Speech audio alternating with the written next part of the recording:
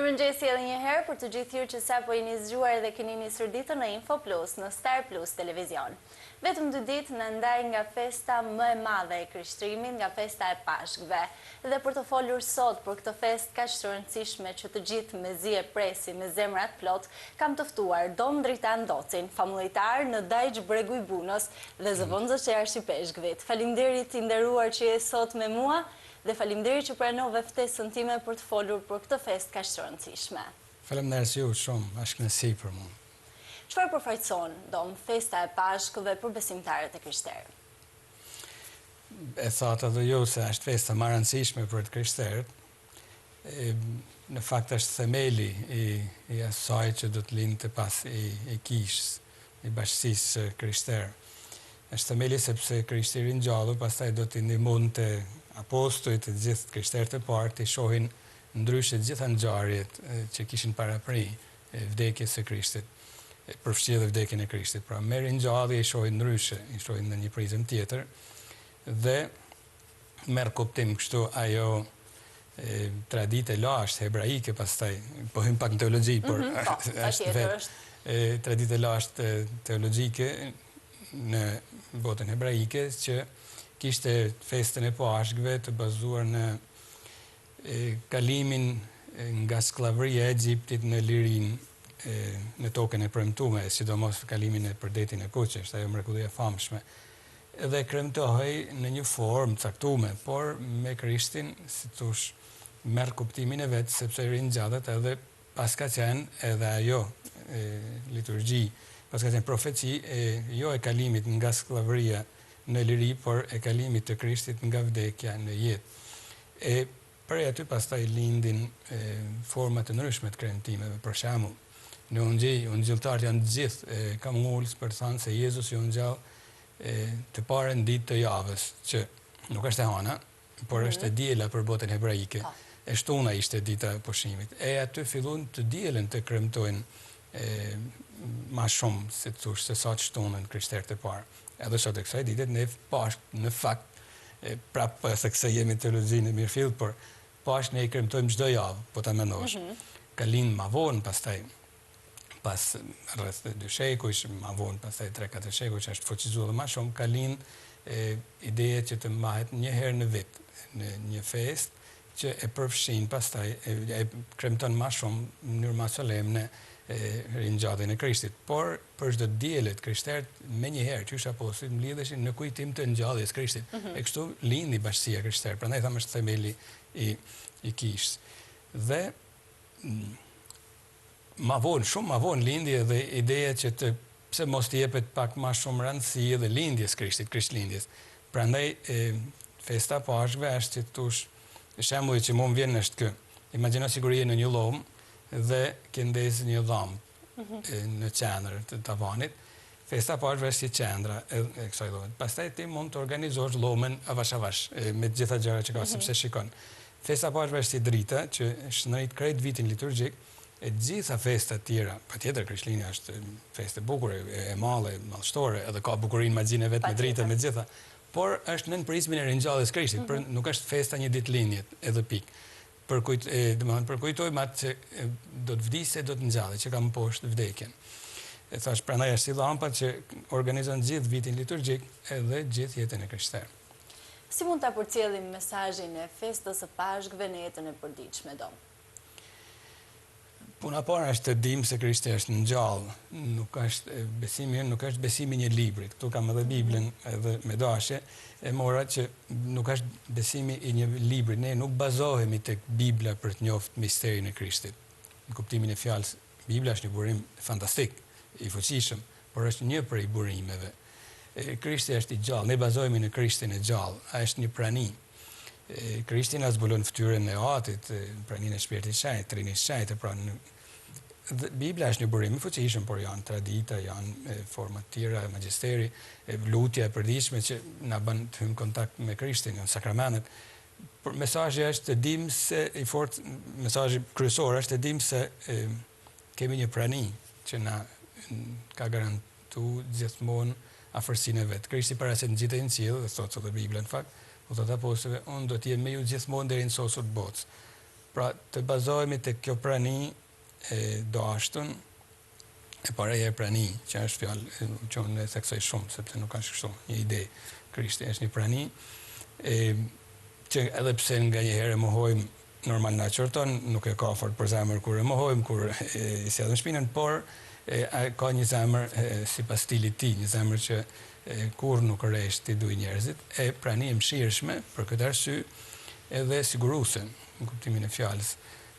Siguron që të mos dëmtojmë jetën tonë nëse ne rrim të bashkuar me ta.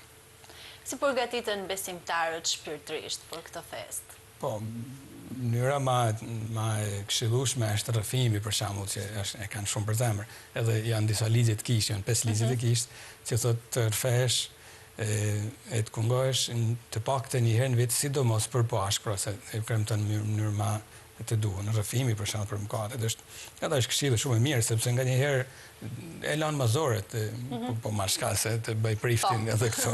Patjetër që po. Por e lanë mazoret, jo po ne si kemi bërë as kujkesa ne këtej shoqërë që kanë bërë keq, por ose bëjnë një diçka, bëjnë një fugurë, një trupore në kish, o bëjnë një edhe jam në rregull. Jo, rrëfimi është ai që i pastron mëkatet vërtet, është sakrament që ka një fuqi të vetën. Dhe kjo është edhe kanë shumë për zemër, shumica e kanë për zemër në fakt. Për Pashkë sidomos ne priftat kemi shumë punë, edhe natën vinë, do kam me po vinë festat, okej, mirë.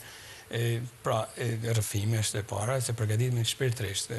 Do të fillojmë nga brenda, pastaj janë jashtë, pjesa jashtë. Sikurse në një familje që ka ma shumë rëndësi, aparenca, ona e dukshme, apo mënyra se si ne jemi me njëri tjetrin. Edhe kështu fillojmë nga brenda ta përqafojmë Zotin, ringjalljen e Krishtit, me format që ai porosit, rrëfimi, pastaj janë edhe liturgji tjera, që nga Diela Larit, për shembull, që hyrja solemne e Krishtit në Jeruzalem, ka atë bukurinë e vet, pastaj edhe njerëzit vinë me lari, i duajnë shumë të rite.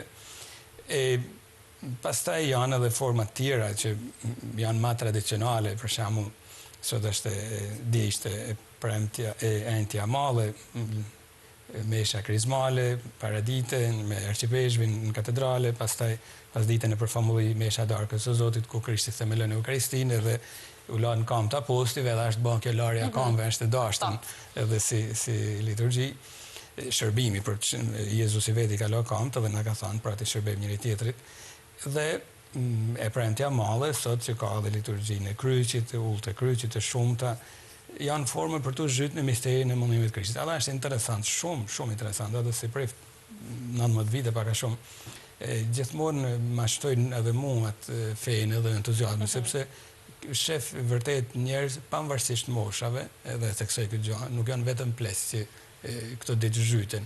Dhe kjo është për të vlerësuar. Po, është. Kishat janë të mbushura plot me rini. Po, edhe me rini, këtë du më thënë. Pra, kanë zhyten vetë, nuk ke nevojë të flasësh shumë, du më thënë të nëzishë. Nuk është kjo, ka diçka që ne kanë vetë të zemra atyne, edhe ne mund që të zhyten ma shumë me gjithë problematikat e ndryshme që njerëzit kanë, thash pavarësisht moshave, i shoqërojnë me një përzemërsi vërtet të dukshme, shumica e besimtarëve, thëmë, edhe këto ditë mundimeve të Krishtit, pra sot me premte, nesër është shtuna male, është si punë heshtjet, sepse përkujton Krishtin në varr, heshtja varrit, që do të ngjallet pastaj të dielën, por në këtë heshtje ka edhe zhurmën e vet, sepse është bekimi i bukës, për shembull, shtuna e paradite, gjitha famullit bekohet buka, është një ritual shumë interesant.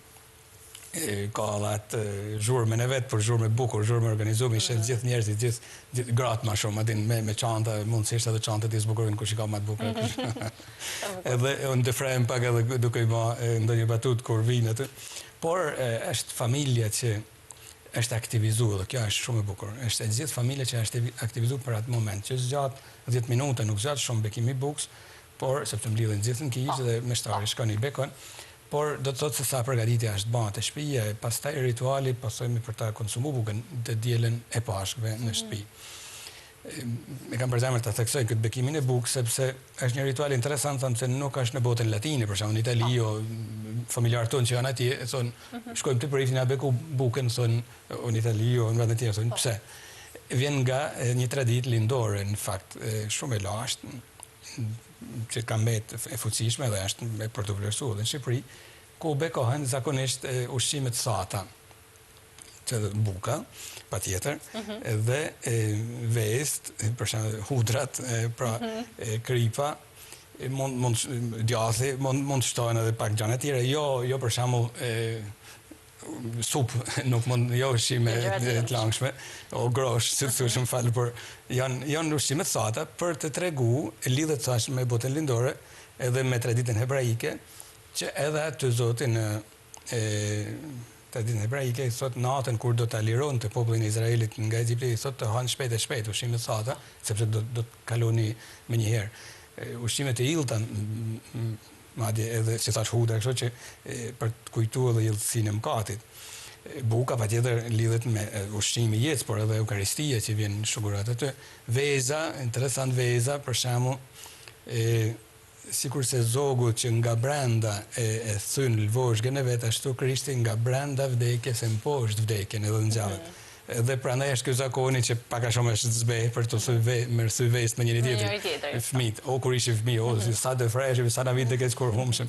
Por ishte një entuziazëm vërtet i madh në lagje, e magjanse në lagje kur vinte si të thosh djela pashve, sepse filloshim me sy vët. E kanë disa fëmijë, e kanë alë në disa zona që është zbej. Por për të simbolizuar këtë fitoren, pra të Krishtit me vdekjen, kanë linë edhe këto tradita shoqëruese, po thojmë, që nuk janë kryesoret janë ato që thash, rrëfimi, liturgjitë e tjera, por ndihmojnë njëshmërinë popullore që ta kuptojnë solemnitetin e ngjalljes së Krishtit, pra sa bukur është kur fiton jeta. Edhe thash, është bukur sepse edhe familjet gjithë aktivizohen, të dielën, pastaj konsumohet, të dielën drejt konsumohet kjo bukë. Kjo bukë që bekohet të shtunën. Jo edhe ushqime tjera që mund t'jenë si mas zonave ndryshojnë, por konsumohet kjo bukë me një devocion. Vërtet pak tepruar nganjëherë, sepse disa thonë është si të shkosh në kishë, si të marrësh kungimin kur han bukën e bekume. Jo, nuk është ashtu, sepse është tjetër gjë kungimi. Por është bukur, mbledh edhe familjen. Patjetër ka solemnitetin e vet, se është beku kujton pashtë, si të thuash, e Krishtit, por mbledh familjen. Sakraliteti është një element që nuk duhet humbet kur. Sakraliteti i disa datave, disa gjanave, sikur se janë ditëlindje, sikur se janë për vjetore të ndryshme, qofshin edhe ato me pikëllim rand, kanë sakralitetin e tyre. Të gjitha janë pjesë e liturgjisë që shpirti njerëzor ka nevojë. Në këtë rast, edhe sakraliteti që shoqëron edhe të bekumen, është bukur sepse ndihmon ku dimni, strukturën tonë të riformatojnë disa gjana brenda vetvetes, edhe të nisin një ecje me energji pozitive prap. Po tradita e vezëve të kuqe, vezët që lyhen? Po, përgjithsisht kuqe, sepse mund janë të kuqe. E kuqe është gjaku i Krishtit që ka vdek për ne. Ajo që thash pastaj, jeta që del nga brenda, jeta e zogut që thyn lvozhgën nga brenda, ashtu Krishti e ka thy vdekjen nga brenda saj, duke vdek, jo duke mos vdek. Kjo është shumë fyse, po të thos Krishtit që s'ke vdek. Ka pas disa herezi në shekujt e parë që thoshin, jo, ka pas gjoja sikur ka vdek, nuk është e vërtet. Kisha i dënohen të këto herezi dhe ka vdek vërtet, ka shku të vdekje për të na tregu se vdekja nuk është fatkeqësi. Është temë delikate patjetër, është e dhimbshme. Edhe Jezusi thuhet se natën kur do të arrestonin e të nesërme do të viste djersit i gjak. Është një fenomen që nuk noll lehtë të djersit, si mund të djersishin robi gjak, prej vështirësisë. E nuk është thotë që ka fillu me pas edhe probleme kardiake atë natë Krishtit, se të nesërme do të viste në formë shumë zonshme, ka së pa drejt. Dhe në kryq thuhet se një ushtar ja shpëroi me heshtë zemrën dhe rolli jo vetëm gjak por edhe pak ujë. Është vërtet se thonë që pak ujë edhe ekziston aty rreth zemrës, por si ka mundësi që ra ka shumë sy, ka mundësi që kishte filluar qysh një natë para Jezusi me probleme kardiake reale. Në luftën e tij e kishte mundësinë të ikte, por e dinte se vullnesa e atit vetë është që të rrinë aty për shëlbimin e botës. Ku do të dalë? Pra vdekja nuk është e lehtë si temë të përballohet, është por nuk është fatkeqësi. Fatkeqësia është mëkati. Fatkeqësia është e keqja.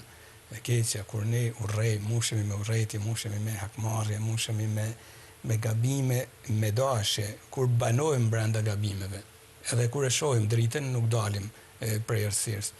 Kjo është fatkeqësi. Prandaj, si të thosh, na ndihmojnë që ta shohim edhe vdekja e Krishtit na ndihmon ta shohim edhe jetën tonë, vdekjen tonë në një prizëm tjetër, por plus kësaj, ringjallja pastaj na bën të mendojmë se ekziston jeta.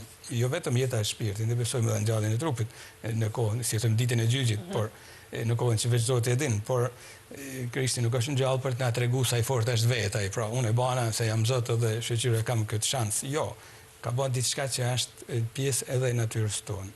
E thot në Bibël Shën Pali, nëse të vdekurit nuk ngjallen, as Krishti nuk do të ishte ngjall, nuk është ngjall pra. Nëse Krishti nuk është ngjall i kotë është besimi ynë. Pra është ngjall, si thosh, për të paraprinj fatin e lumt që pret besimtarët. Jemi në zemër teologjisë edhe këto, prandaj përveç të kuqe që pyete simbolizojnë këtë vdekjen, gjaku, por edhe jeta që del prej sikur se zogu prej vezës, jeta që del prej vdekjes, prej Krishtit që del nga dhjimtar. Sa ka ndryshuar festimet e Pashkëve ndër vite? Për aq sa unë kujtoj, domethënë kanë ndryshuar disa element, si të thosh, periferik, edhin, pra kam fjalën për traditat, ka bën veten edhe çështja e emigracionit të madh, ka ndikuar pak edhin, sepse mungojnë entuziazmi që thash i fëmijëve në për lagje të ndryshme, mungojnë disa tradita dhe forma për mënyra se si zbukuroj shtëpia. Unë për shembull mbaj mend në komunizëm, unë kam lindë në 1980, pra 10 vite i kam kullot komunizëm, po themi i kam konsumu. Dhe më e men, mama ime vinte mësallat, nuk e di si sojnë të është një gjuhë tjetër, por mësallat janë disa mësallat, edhe në që vend në përdyrë, edhe pse ishim komunizëm i vinte ditën e Pashkëve, nuk lejohej të bani. Tek gjyshi shkonim, bekoshim bukën, edhe këto të bekum gjyshit, ashtu kishte të ujtë bekum, se kur kishte gjetë nuk e di, edhe na e bekonte, edhe ashtu hanim pagaqa, për shembull ishte bukë pa brume, kështu preferat edhe sot, pra, ideja ngutit, kështu ishte ideja për kalimin nga sklavëria e Egjiptit, e pastaj e kanë marrë duke përkthyr në nguti për të lanë jetën e mëkatit e për të dalë jetën e re. Por po thosha, për mu ishte bukur, domethënë, për mu si fëmijë, më men këto zbukurimi i shtëpisë fliste vetë, domethënë, është festë e madhe, pse çfarë ishim gjanë, por është festë e madhe. Edhe plus besoj se kanë niku mungesa me shumë njerëzve këtu tashmë. Por disa tradita i majnë, i ruajnë, plest, i kanë dëshirë, edhe jo vetëm plest, kanë fillu, i kanë përveçuar të tjerë. Detajet pastaj ndryshojnë nga zona në zonë, por për gjykimin tim, ndoshta e gaboj. E vetmja gjë që vihet re është mungesa e madhe e njerëzve, pra, sidomos e rinisë, e fëmijëve, edhe sikur pak rrezikon të humbasin atë vrullin entuziast që kanë festat, edhe festa Pashkëve. Pavarësisht se të rinjt është një fenomen shumë i dhimbshëm për vendin tonë që po ikin dita ditës, ne përmendëm pak më parë që kishat janë plot me të rinj. A është kjo një simbolik apo një shenjë që të gëzon ndom, sepse të rinjt janë të afruar me besimin dhe kjo është diçka shumë e mirë për popullin dhe vendin tonë. Po. Mund ka qellu një herë, po flas të lirshëm sepse jemi rritë bashkë si vllazën e motra. Kam hyrë një herë në xhami, ishte një ditë, nuk e di, me disa të rinj, duke ecë nëpër Shkodër, më thanë doma ishte e premte, edhe me disa adoleshentë, atë hym xhami, po hym, edhe ishte dita ku po luteshin, ishte e premte, po ishte plot me të rinj, vishin erdhën vonë, shikoj. Pra nuk është vetëm tek krishterët. Edhe kjo është pozitive, shpirtërorja ndihmon të rinjun, nuk është kështu. Nuk është vetëm biologji njeriu, edhe biologji, ose më saktë biologjia përfshin edhe shpirtëroren. Shpirtërora ndihmon, kush mohon nevojën e shpirtërores, i mohon një drejtë themelore njeriut. Është në drejtat e themelore të njerëzimit, pra dhe besimi fetar. Imagjino çka ka dashur bë komunizmi me shkurtu një prej drejtave themelore.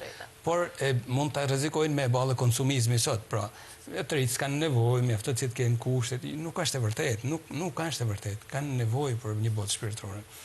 Është e vërtetë se nuk mjafton vetëm shpirtërore, por në asnjë fushë nuk mjafton vetëm, as pleqve nuk mjafton vetëm shpirtërore. Ka nevojë për ilaçe, ka nevojë për kura, ka nevojë për 1000 gjana, edhe për ngrohje, për fresk. Pra, njeriu i duhet edhe shpirtërorja, edhe shumë të ri, janë fantastik, më thënë drejtën, janë shembull, edhe ne si meshtarë na motivojnë që të bëjmë më shumë për ta, gjithmonë përpiqemi të gjejmë forma të reja, të durojmë edhe gabimet e tyre, edhe kapriçet e tyre, sepse secili ka karakterin e vet. Por kur e shef se kanë fen, domethënë është fitore, sepse edhe nuk din as se si e kanë fitu fen, sepse shpirti i Zotit gjen format që vetëm ai i din. Por kur e shef se kanë fen është fitore, është. Në ngjilli Jezusi u thot sa herë kur ban mrekulli, u thot njerëzve feja jote të shpëtoj. Pra e ban mrekullin vetë, por e thot e bana sepse po atë fen ti. Edhe kështu është edhe feja ndihmon, nuk është gjithçka, por është shumë çka. Prandaj fakti që të rit e kërkojnë shpirtëroren, pra tregon se e kanë fut në vlerat themelore të vetat, edhe është mirë të krijohet hapësira. Qoftë në strukturat e besimeve të ndryshëm, por edhe strukturat e shtetit, kështu të merret parasysh edhe ana shpirtërore që duhet kurohet edhe tek të rinjt, se është shumë e rëndësishme. Tom, kjo festë sjell për të gjithë ne më shumë paqe, më shumë harmoni. Si mund të funksionojë, si ndodh për ne që kjo festë na bjen kaq harmoni, kaq paqe, kaq dashuri në zemrat e secilit prej nesh? Po, por nuk sjell vetëm paqe, nuk sjell vetëm harmoni, sidomos sjell të vërtetën. E vërteta jo gjithmonë është komode. Por sjell të vërtetën në një formë patjetër delikate, jo arrogante, domethënë, sjell të vërtetën në formën e Krishtit. Po marr një shembull, një episod që është shumë i bukur në nxjerrje. Atë ditë që nxjallet Krishti, e thot nxjerrje, ishën gjonit, ishin mbledhur të gjithë apostujt së bashkut, të frikësuar se ato që kanë mbyt Krishtin po na mysin edhe ne, edhe rinin aty brenda. Shfaqet Jezusi në lomë, edhe në heshtje totale shkon në midis të lomës, edhe u thot paqja me ju. E para krijon bashkimin, kur ke dikant në qendër të dhomës, gjithë shikimet janë aty. Edhe krijon bashkimin, pra e sjell bashkimin patjetër. Nuk ja merrte mendja se do ta sjellin në atë formë, pra unë më poshta vdekjen. Nuk ja merrte mendja, prandaj thash nuk sjell vetëm paqe harmoni, na shkum pak, duhet të lëvizim pak, të shohim gjërat në një prizëm tjetër, se përndryshe vetëm paqe, por që kalon edhe për te vdekjes, kalon për te urrejtjeve. Pastaj u thot paqja me ju. Minimum Jezusi mund të thosh, sikur të isha unë vend ti, sepse kishte thënë gjithë do të mlini vetëm, mu do të vrasin, jo, Shën Pjetër për shembull të tjerë, jo, unë e pjetën për ty. Minimum Jezusi mund të kishte thënë, ku jeni trima? Edhe por u thot paqja me ju. I ka përcen gjitha këto. Dhe pastaj ju jep shpirtin e vet. Pra, sepse e shef se kanë zemrën ka e mira, nuk kanë kësi, nuk është shfaqet Pilatit, nuk është shfaqet kryeprofesionet që e mytën, ato kishin vetëm të keqen në shpirt, u shfaqet të në njerëz që i kishte më poshtë frika, bërqësia njerëzore, por i fije të mirë e kishin në këtë në shfaqet. Por prandaj nuk është se i rregullon të gjitha Krishti kur ngjallet, sjell harmoni, po armisht mbesin rrotull, njëjtit. Aty ku gjen pak dritare të hapun, për të hapun në dritë, ai futet me shumë qejf. Edhe aty ku nuk e gjen, është Zoti dhe din si e gjen formën, por e respekton lirinë tonë. Prandaj kompromisi me të keqen është i dëmshëm për ne, edhe e mbyllim shtigjet Zotit. Prandaj thash nuk e sjell automatikisht paqen, sjell edhe sepse njeriu mund të refuzojnë praninë e tij, ngjalljen e tij, mesazhin e tij, e gjitha edhe fillon turbullohet. Erdhën këtë botë sot Krishti të bëjë gjyq, që të shohin ata që janë të verbër, e të verbojnë ata që shohin. E thot dikun në nxill. Pra, është një dritë e veçantë ajo që sjell Krishti. Disa i çil për një jetë të re, kush thashë ka një farë gatishmërie për ka e mira, e theksoj për ka e mira, jo ka cila fej, sepse këto është, ose ka cila formë, zemrën të e mira të paktën, pastaj Zoti gjen format e veta. Dhe, por kur njëri është vetëm ka e keqja, Krishti i del kundër, jo i del kundër me dashje, por Krishti bëhet problem, edhe feja bëhet problem, edhe pastaj refuzon në forma edhe shumë të ulta, sikurse kemi pa ka herë e shohim në histori. Sa i rëndësishëm është besimi për të gjithë ne, për kohët moderne që po kalojmë? Po aq sa janë të rëndësishme gjitha vlerat tjera, nuk duhet të mbi vlerësohet sepse bëhemi fanatik pastaj. Pra humim kontaktin me realitetin, edin. Por çdo besim pretendon të jetë pjesë e realitetit. Ta shohim realitetin të ndërthurur edhe me Zotin. Realiteti që kemi nuk ka shumë më ndryshe se sa kur nolli vdekja e ngjallja e Krishtit. Prandaj shembull që mund vinë është shembulli i syzeve. Nëse ti vend syzet e errta, realiteti duket e janë. Nëse i vend blu, duket me ngjyrë, i vend kuqe, pra ndihmon të shohim realitetin, ta shohim, pra me kam për tokë, si thush, por me një prizëm caktuar, pra besimit ndihmon. Rëndësi ka që besimit mos jetë për damin e askujt, është shumë e rëndësishme kjo gjë. Të respektojnë totalisht lirinë e tjetrit në vlerat e tjetrit. Por unë besoj se është pjesë e strukturës, jo unë, por e thonë gjithë studiuesit e natyrës, antropologët, edhe psikologët e thonë ndihmon në përmirësimin e shumë aspekteve të njerëzit. Thash nuk duhet jemi fanatik, mos gaboj Shën Don Bosco, që janë shumë i famshëm, u thoshte trinjve, të jemi me zemrën në Zotin e me kam për tokë, edhin, pra, mos jemi fanatik, të më thanë tash njohemi, por në prizmin e asaj që na mëson feja. Po për forcimin e familjes, sa ndikon festa e Pashkëve? Ne përmendëm edhe pak më parë, kur përmendëm për bekimin e bukës, sa ndikon kjo festë? Ndikon, patjetër kjo bekimi i bukës për shembull ka një gjë, se unë më e mend mama ime kur fillon tikun njëri pas tjetrit, gjithë në emigracion tash janë të gjitha ndonjëna edhe prind aktualisht, por bekohen të edhe racionin e atij që nuk është këto, edhin. Pra, ne mund të zgjerosh zemrën, si thosh, nuk është, por është, si thosh. Është gjithmonë, edhe kur s'është festa e Pashkës, si duam ta simbolizojmë, si thosh, janë një mungesën. E s'ka gjë më bukur se sa me ditë se di kanë merr malli për ty. Është shumë bukur. E këtu inteligenca artificiale nuk do të arrijnë kurrë. Do të thënë, ti thot dikuj mori malli për ty. Kam qejf ta di si e kalove sot. Do të thënë, si u njeve sot. Sa mungove sot, pra, ose sa u gëzova që të pash.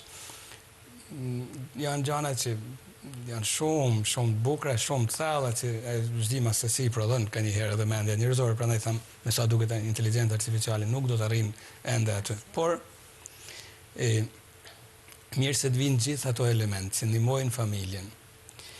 Sepse jetojmë në këtë epokë me teoritë e martesave homoseksuale, më falë se po dalë këtë temë, por jemi prapë brenda temës, me teori gender që kanë filluar të futen në Shqipëri, prindi 1, prindi 2, zot na ruaj. Po sulmohet familja. Sa gjeni thuhet se janë, e kanë bërë një konfuzion, 2 janë, por sa gjeni janë, 70, pse mos bëjmë 270, 300, ulemi sa jojmë aty kombinime kote. Edhe arsyetimi që më vjen është ky. Nëse dikur në komunizëm është sulmu Zoti, u bën investime kolosale, u humën gjithë ato pare, u bën dam shumë, ikën shumë jetë njerëzish, por në fund shkoj bosh gjithçka. Ashtu sot jetojmë në një epokë ku nuk sulmohet më Zoti drejt për drejt, por një ndër kryeveprat e Zotit absolute, që është familja. Dhe po investohen pare pa mas, futen pare. Sikur ta dim ne se sa publikohen, po sa janë rrogat e atyre që deri në 30.000 euro, 15.000 euro në muj. Që promovojnë këto vlera, teori gender, gjitha se s'po hin detaje më shumë, se kur kalon në politikë, hum gjithë shka, pastaj edhe vlera asaj që po them. Por janë fakt, investohen pare shumë, po shkatrohen promovimi i abortit, po shkatrohen shumë, po tentohen të shkatrohen familjet, por mirë se të vinë gjitha ato forma që e mbrojnë familjen. S'ka gjë më të bukur se familja. Unë jam prift, nuk kam një familje timen, si të thosh, që nuk jam i martuar, s'kam fëmijë, por kam një familje, domethënë vjen nga një familje. Edhe famullia është familja ime, fjala famulli vjen nga fjala familje dikon, por kam një formë tjetër të krijimit familjen. Nuk mund të ekzistojnë koncepti i qenurit kështu egoist vetëm kështu. Edhe po kthehem, pse sulmohet familja? E para se familja lind jetën, ku ka gjë më bukur. Zoti është autorijet edhe kanali më direkt i jetës është familja. Pra, sfidohet Zoti në formë indirekte, kjo është për tiranë shkurt. Familja edukon, Gjithmonë edukon. Besoj, familjarët tuaj edhe sot ty nuk pra print edhe kur dikush është 50 vjeç vetë, print e edukojnë. Boll me praninë e tyre. Jo, ti nuk din në kështu ndihmojnë. Familja edukon, gjithmonë edukon. E si pasojë, familja nuk mund të kontrollohet nga politikët. Sepse familja ka 1000 e ma shumë mekanizma për t'i mbrojtë anëtarët e vet. E gjenë formën, e gjenë se si u punën truni, janë psikologë, shku psikologë, disa printe, vllaje, motra, me mbrojtë njëri tjetrin, burri, gruaja, pra e mbrojtë njëri tjetrin, nuk mund të kontrollohet. Familja është jashtëzakonisht komplekse edhe jashtëzakonisht e fuqishme. Mirë se të vinë gjithë ato elementë që e fuqizojnë. E prandaj edhe ndërto dhe festa pashme, edhe me këto rituale thash që mund të jenë pak teprume, si thosh, pra i japin më shumë rëndësi ndoshta bukës bekume se sa me shajte. Okej, kjo është temë krejt tjetër, pra, por mirë se të vinë gjithë ato elementë që fuqizojnë këtë realitet të shenjtë që është familja. Edhe duhet të sulmohen në format e duhura, edhe të urrehen ato format që të ndajnë nga familja. Përfshi edhe ato që në emër dashurisë të ndajnë nga familja. Janë armisë më të mëdhenj të jetës, e kam fjalën për shumë trije që fillojnë e bajnë intriga gjoja kështu, por të ndajnë nga familja. Edhe këtu, familja nuk është Zoti, Zoti është perfekt. Ka raste kur edhe familja ka pa përsosmëritë e veta, por janë raste shumë të rralla edhe kur jo aq të këqija ato raste, si thosh. Pra mirë se të vinë gjithë ato elementë që fuqizojnë familjen, edhe u ndala më shumë ndoshta se duhet te kjo pikë, por festa e parëve ndihmon në këtë formë. Edhe pse nuk është festë vetëm e familjes, është festë e besimtarit. Në qendër familjes është Krishti pastaj, i ringjallën që i jep jetë edhe një herë. Çfarë do të realiteti që të gjejnë në atë familje? Dom, në një botë me kaq shumë sfida, çfarë na mëson festa e Pashkëve? Po, ceka pak edhe ma sipër, falenderoj për pyetjen se në kohën e Krishtit nuk kishte më pak sfida. Është në nxjidh, Krishti atë natë që do të arrestoshin, e kam përzemër ta citoj Patjetër, me shumë kënaqësi.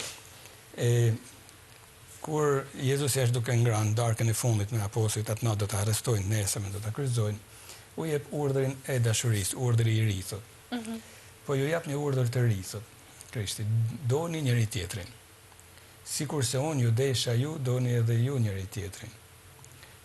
Pra, jashtë ishin ushtarët e Romë, se kishin pushtu edhe Izraelin atë kohë, Judein, kur preftrejnë e kishin bën planin fiks se si ta arrestojnë Krishtin e ta vrasin, tashmë ishte, e thotu në gjithi hapë, se kishte arrit, gjithçka ishte strukturu në atë formë që mungonte vetëm momenti. Juda, njëri prej 12 apostujve, kishte vendos ta tradhtojnë Krishtin, kishte marrë edhe paret për atë punë 30 sikla argjenti, por çmimi një sklavit, pra, 30 sikla Krishtin e shet krejt lirë, si thosh si një sklav. Nuk ishte pra një situatë e mirë, me tradhtarin me gjarpën në gjisi, thosh ishte Krishti aty, por apostujt ishin me zemër ka e mira e saq, por të brish, të gjithë do ta braktisin atë natë. Të gjithë do ta braktisin. Djalli pastaj ban punën e vet. Kështu është edhe sot. Po nisi ka fundi, djalli e ban punën e vet, se atëherë punën e vet. Nuk është puna e tij, por do të ka qejf me bën atë punë, nuk fiton asgjë se është në ferr për veten. Por ka dëshiron të fitojnë sa më shumë njerëz ka vetja një. Me tradhtar jemi shpesh të rrethum. Është fakt, nuk duhet të teprojmë, por nëse nuk i hapim sytë të shohim se kemi edhe armiq, ka diçka që nuk shkon në kokën tonë, pra është mirë që ta shohim se kemi armiq, është mirë që na bëjnë edhe pak mirë nganjëherë se na mbajnë për vujtëri, por disa e teprojnë shumë sepse urrëtia e tyre është falas, është si macja me miu, na din që kënaqet, jo vetëm ta vrasin, por edhe të lozin pak. Por si te Krishti, pra urrëtia e tyre ishte fal, kaq e madhe, ta urrejmë pse do të më vrojë këtë njeri. Ka se prej smirës sot dikon në nxjell. Pilati që e kryqëzon kishte e ditë se po dërzojnë prej smirës. Pra si sot, edhe e tradhtar tash mund të jenë për rreth nesh, shumë e ngjashme si të pushtuesit ishin jashtë atë Roma. Jemi edhe ne të pushtuar për ideologjive të ndryshme, ndoshta shoqërisë zotit kemi luftë aktualisht, por në forma të ndryshme, pra duhet të them se nuk është pas sfida, nuk ka qenë pas sfida në atë kohë. Ndoshta edhe fije më komplikuar. Kush ishte më i pafajshëm se biri i Zotit që e vranën? As më tepër ne që kemi edhe ndonjë faj.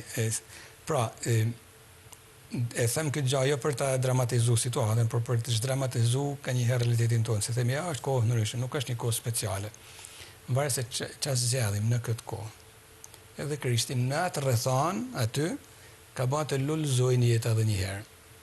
të lullëzojnë jeta pas vdekjes, jeta pra. E në rretharat tona duhet të dimë se Krishti lullëzon jetën e tij në ne edhe një herë. Kam poshtë vdekjen, mund t'i themi vetes ne. Krishti kam poshtë vdekjen. Si s'po e gjen një zgjidhje për situatën time. Mund ta thojmë, mund ta bëjmë këtë arsytim. Kam poshtë atë realitet aty dhe mund ta themi edhe ne sot. Krishti kam poshtë vdekjen. Si s'po e gjen një zgjidhje edhe për situatën time. E çfarë do lloje qofte, sepse ka pushtet mi këtë lloj të arrit. Edhe kur e lejon të veprojnë, ai e man gjithsesi një farë kontrollit situatës. Qose në ruaj fen, prandaj tham feja jote të shpëtoj Krishti nuk e ka thënë kot. Ja vlen me besu në dashuri. Prandaj Krishti thotë, nëse doni njëri tjetrin shoku për kjo, të gjithë do t'ju njohin se jeni nxënësit e mi. Ka herë thojmë, filani është rob Zotit, e din kur është njëri i dashur. Krishti thotë, pravoni duni, njëri tjetrin tan kanë më thonë, vetë kam mësu Krishti. Edhe një njeri që ka leju që ta mësojnë Krishti deri në fund është Shën Pali. Edhe ishte jo i mirë fort përpara, ishte prandjek si Krisht i kishës përpara të krishterëve, i arrestonte ndoshta edhe i vriste edhe pse nuk kuptohet mirë në Bibël, por e urrente krishterimin, i shfaqet Krishtin gjatë një episodit, duke shkuar në Damask dhe i thot pse po më prandjek, aty fillon një ecë e re që kthehet ka Krishtin në formë, ka qenë edhe në Ilirin tonë. Ka shkruar shumë letra, ka shkruar edhe një letër korintianëve, ku është një ndër perlat e letërsisë krishtere, është himni i dashurisë. Kujdes vesh, nuk është poezi kështu. Sepse biblistat thonë Shën Pali kur thotë dashuria ka në mend vetëm Jezusin. Unë nëse më lejoni kam qejf ta lexoj. Patjetër që po. Por me fantazinë tuaj, si thosh ju e kushnik, mund ta zëvendësojnë fjalën dashuria me Jezus edhe e kupton forcën që Shën Pali besonte se Jezus i ringjallur ka pra. Edhe sot pra, vlen gjithmonë pra. Po ju dëftoj të matë shkëlqysh me null. Po t'i flisja gjuhë të njerëzve, të engjëve, po të mos kisha dashurin, do t'isha por si bronzi që kumbon, e por si cimbali që tinglon. Pra, do të bëhe zhurmë kotë, por pa dashurin. Po t'a kisha dhuratën e profecis, e t'i dije të gjitha misteret, të gjitha diturit, po t'a kisha edhe fejnë e plot, me të cilën të mund të shëndroja vend maleve, por po të mungon të dashuria, zdo t'isha asgjë. E këto, po të ndaj almosh, marë pasurin time, se nga njëherë, se më kam bë almosh edhe e qëtësëm në gjithën tonë mrapsht nga njëherë. Po të ndaj almosh, marë pasurin time, dhe po të jepja trupin tim të digjej, por po të mungon të dashuria, nuk do të më vlen të asgjë.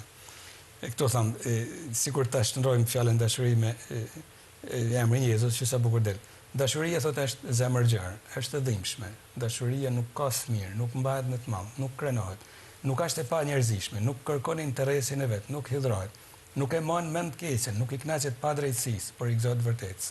Arsyeton gjithçka, beson gjithçka, shpreson gjithçka, duron gjithçka. Dashuria nuk mbaron kurrë. Profecit mbarojnë, gjuhët shuhin, njohurit marrin fund, sepse njohuria jonë është e kufizuar dhe e kufizuar është profecia jonë. Por kur të arri përsosmëria, ka fjalën në jetën e pasosën. Çka është e kufizuar do të marrë fund. Kur isha fëmijë, flisja si fëmijë, mendoja si fëmijë, arsyetoja si fëmijë. Kur bëra njëri i pjekur në Krishtin pra në dashuri, flaka që ai përket fëmirisë, e që unë fëmirim në mënyrën e të arsyetumit kështu, me urrëtie, me të keqen, me dashakësinë pra ndaj njëri tjetrit, e ndaj Zotit. Vërtet, tani shikojmë si në pasqyrë në mënyrë të errët, por atëherë, pra, në jetën e pasosën do të shohim faqe faqes. Tani njohuria ime është e kufizuar. Atëherë do të njoh plotësisht, sikur se jam i njohur. Tani veç mbetet feja, shpresa, dashuria, këto trija, por se më e madhja ndër to është dashuria. Sa e bukur. Ajo kënga e famshme e Elsa Lils pyes Lotin, është frymëzuar, ai tekstshkruesi është frymëzuar nga ky himn shumë i bukur, e ka modifikuar pak, por ja vlen dashuria edhe sot, sepse Krishti ka besu te dashuria, sepse ka dashuria të futet në sintonë me Krishtin e ringjallur. E të gjejmë format, të shpikim format, t'ja kërkojmë edhe Zotit si ndihmë, nëse nuk dim të shpikim, të shpikim format dashurie të pastë, të sinqertë, e aty bëhet i pranishëm Krishti i ringjallur. Dom, në fund, një mesazh për festën e Pashkëve për të gjithë ata që po na ndjekin? Të besojmë të një prani, ajo që thash edhe në fillim, jo të një ide, të një prani, e kjo është gjithë. Kujdes nga ato fraza nga njerëz, unë vetë më i parë nga njerëz them, për këto Pashkë, ose për këto Krishtlindje, o për këto festa, unë s'kam pse për Bajram, për shkak s'kam pse lut se nuk kam më festë. Jo. Festat të nxjerrën nga vetvetja. Në këtë rast, Krishti është ringjall pavarësisht se si është zemra ime. Jo, nuk është ringjall në zemrën time. Punë e madhe, si thosh, se si është zemra ime. Zemra ime duhet modifikohet dhe duhet përshtatet atje. Është një prani e cila më fton të dal nga vetvetja, të dal aty ku duhet dal, kuptimin e fjalës, se jo gjithmonë ndoshta kemi nevojë dalim nga vetvetja, por nga e keqja. Të besojmë të një prani e cila e modifikon e ndihmon pastaj jetën time, zemrën time, ta çojmë si dush. Dhe është një prani ngushëlluese, e mëshirshme, pafund e mëshirshme dhe mbrojtëse. Krishti mbron të edhe vet, domethënë mbron prej djallit, prej botës, prej gabimeve të, si thosh kur edhe ti e unë, diçka që është e jone e mbrojmë, edhe kështu. Por edhe mbrojtëse, si thosh, në këtë formë derisa pastaj na bashkon një ditë në lumëninë e ringjalljes tij. Por të besojmë të një prani, kjo më vjen si mesazh se mund ta çojmë kështu. Një prani e vërtetë, reale, e dashur, e mëshirshme dhe kam ulse në këtë dashni ndaj nesh. Dom të falenderoj shumë për këtë intervistë kaq të këndshme. Faleminderit që je gjithmonë i gatshëm për intervista kaq të vlefshme për ne sot. Faleminderit. Faleminderit ju, për mua është vetëm kënaqësi. Të falenderoj shumë. Faleminderit dhe të gjithëve ju që na keni ndjekur deri në këtë moment në Star Plus. Takimi radhës së bashku të hënën.